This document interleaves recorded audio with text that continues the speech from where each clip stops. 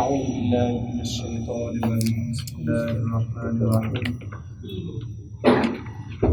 سورہ ابراہیم آیت نمبر 22 وقال الشیطان اور شیطان کہے گا لما جب قضی الامر فیصلہ کر دیا جائے گا ان اللہ بے شک اللہ تعالیٰ نے وعدکم وعدہ کیا تھا تم سے وعد الحق کی سچا وعدہ ووعدتکم اور میں نے تم سے وعدہ کیا تھا فاخلفتکم تو میں نے خلاف ورزی کی اس کی وما کان لی علیکم من سلطان اور نہیں تھا میرے لیے تمہارے اوپر کوئی غلبہ الا سوائے اس کے ان دعوتکم کہ میں نے تمہیں دعوت دی بلایا فاستجبتم لی پس تم نے میرا حکم مان لیا فلا تلومونی پس نہ تم مجھے ملامت کرو ولوموا انفسکم بلکہ اپنے آپ کو ملامت کرو ما انا بمصرخکم نہ میں تمہاری فریاد کو پہنچنے والا ہوں وما انتم بمصرخیہ اور نہ تم میری فریاد کو پہنچنے والے ہو انی کفرت بے شک میں انکار کرتا ہوں بما اس چیز کا اشرکتمونی جو تم نے مجھے شریک بنایا من قبل اس سے پہلے ان الظالمین بے شک ظالم لوگ لہم عذاب علیم ان کے لیے دردناک عذاب ہے۔ تو یہ میں نے کل بتایا تھا کہ شیطان کا مکالمہ یہاں پہ ذکر کیا گیا ہے۔ جب جنتی جنت کے اندر چلے جائیں گے، جہنمی جہنم کے اندر چلے جائیں گے، اور شیطان کے بارے میں جو ہے وہ پھر باتیں ہو رہی ہوں گی، اور جہنمی جو ہے وہ شیطان کے اوپر لعنتیں بھیج رہے ہوں گے اور اس کو جو ہے وہ برا بھلا کہہ رہے ہوں گے کہ اس نے جو ہے وہ ہمیں مروایا ہے۔ تو پھر جو ہے وہ شیطان کا یہ جو ہے وہ مکالمہ بیان کیا گیا ہے۔ تو شیطان پھر یہ جو ہے وہ کہے گا کہ تم سے جو اللہ نے وعدہ کیا تھا وہ وعدہ سچا تھا، کیونکہ تمام چیزوں کا مالک وہ اللہ ہے، مثلا مرنے کے بعد زندہ کرنا، اسی طرح جنت، جہنم اور دعا کی قبولیت وغیرہ، یہ جتنے بھی وعدے اللہ نے تم سے کیے تھے وہ وعدے سچے تھے، اور جو وعدہ میں نے تم سے کیا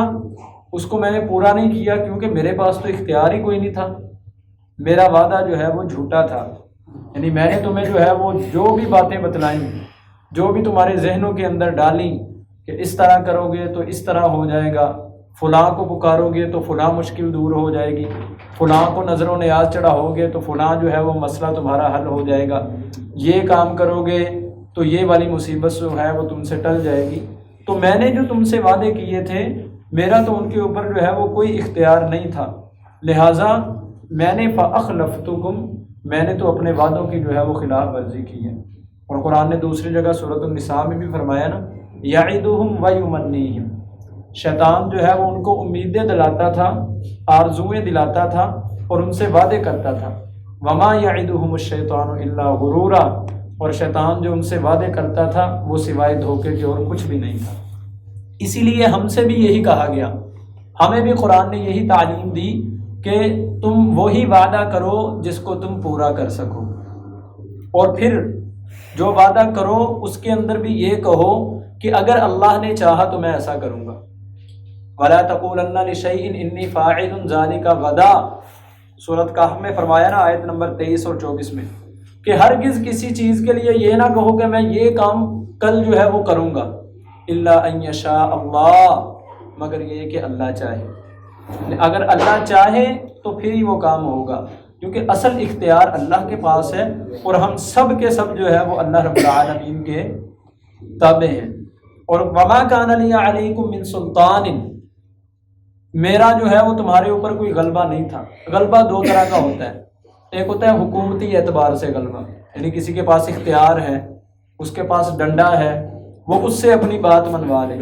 تو میرا تمہارے اوپر کوئی ایسا غلبہ نہیں تھا کہ میرے ہاتھ میں ڈنڈا تھا، تم سب میرے تابع تھے، میں تمہیں کہتا گیا کہ ایسا کرو اور تم ایسا کرتے چلیں گے، ایسا کوئی غلبہ نہیں تھا۔ یا دوسرا غلبہ جو ہے وہ دلیل کے ذریعے سے ہوتا ہے یعنی میرے پاس کوئی ایسی واضح دلیل بھی نہیں تھی کہ جو میں نے تمہیں پیش کی اور تم اس کے سامنے مجبور اور لاچار ہو گئے اور تم نے میری بات کو جو ہے وہ مان لیا، ایسا بھی کچھ نہیں تھا، بلکہ میں نے تو صرف جو ہے وہ تمہیں دعوت دی، تمہاری کمزوریاں تھیں، جو ہے وہ مجبوریاں تھیں، کچھ تم جو ہے وہ خود غرض تھے، تم جو ہے وہ لالچی تھے، تمہارے دلوں کے اندر جو ہے وہ ہرس تھی، شہوت تھی، غصہ تھا، ایسی تمام تمہاری کمزوریاں تھیں، ان کمزوریوں کے ذریعے سے میں نے جو ہے وہ تمہیں دعوت دی اور تم نے جو ہے وہ میری دعوت کو قبول کر لیا۔ تو اب تم جو ہے وہ مجھے ملامت نہ کرو کہ شیطان نے ہمیں مروایا ہے، نہیں، تمہارے پاس جو ہے وہ اختیار تھا، اللہ نے تمہیں دکھلا دیا تھا رستہ، جیسا کہ پیچھے میں نے بیان کیا، انا ہدیناہ السبیل اما شاکرا و اما کفورا، ہم نے انسان کو رستہ دکھایا ہے، وہ شکر گزار ہو یا کفر کرے۔ تو میرا تمہارے اوپر کوئی غلبہ نہیں تھا، اور یہی قرآن نے بھی کہا کہ جو اصل اللہ کے بندے ہیں، ان عبادی لیس لک علیہم سلطان الا من اتبعک من الغاوین، جب شیطان گمراہ ہوا تھا تو اس نے کہا تھا کہ میں اللہ کے سیدھے راستے کے اوپر بیٹھوں گا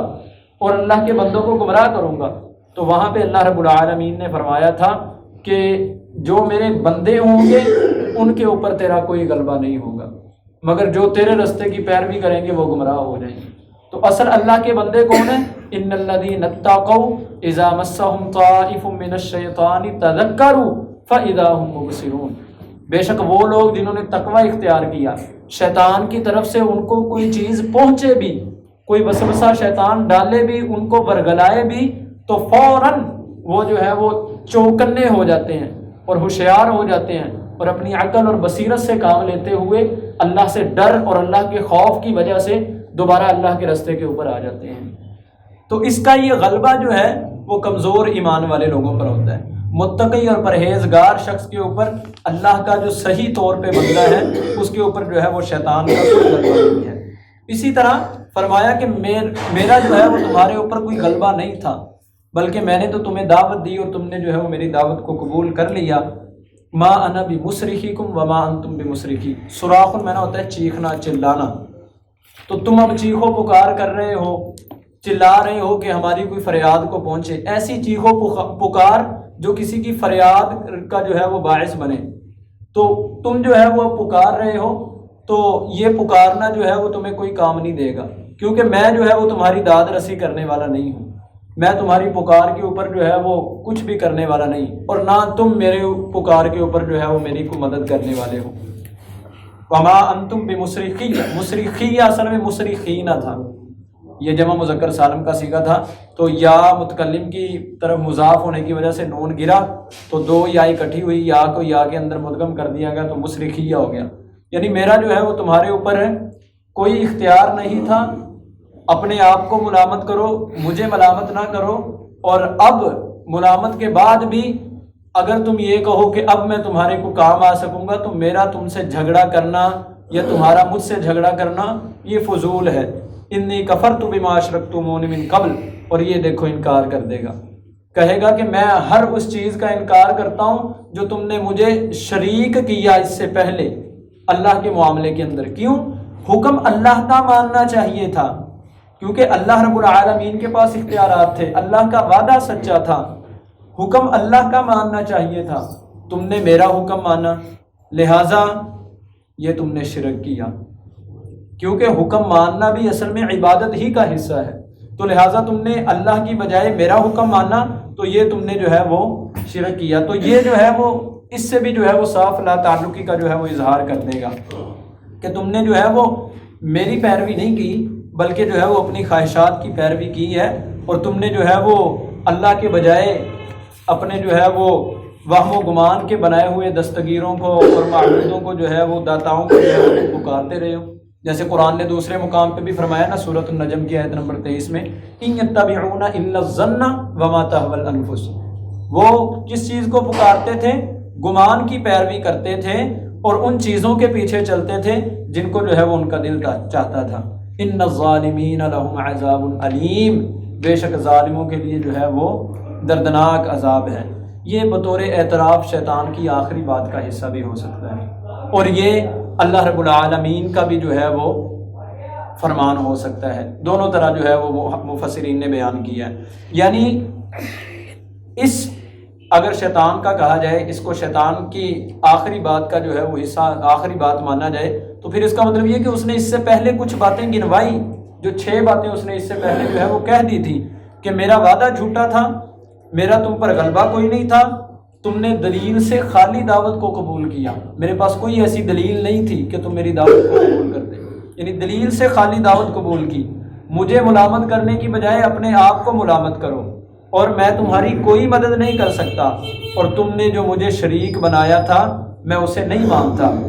اور یہ آخری بات کہ ظالموں اور مشرکوں کے لیے جو ہے وہ اب دردناک عذاب ہے۔ اللہ رب العالمین سے دعا ہے اللہ ہمیں شیطان کے ہتھ کنڈوں سے محفوظ فرمائے، اللہ ہمیں کل قیامت والے دن کے پچھتاوے کی بجائے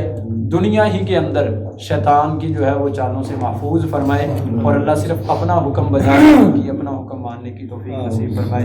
جزاکم اللہ خیر، احسن الجزاء، قولوا قولی ھذا وما علی الا البلاغ۔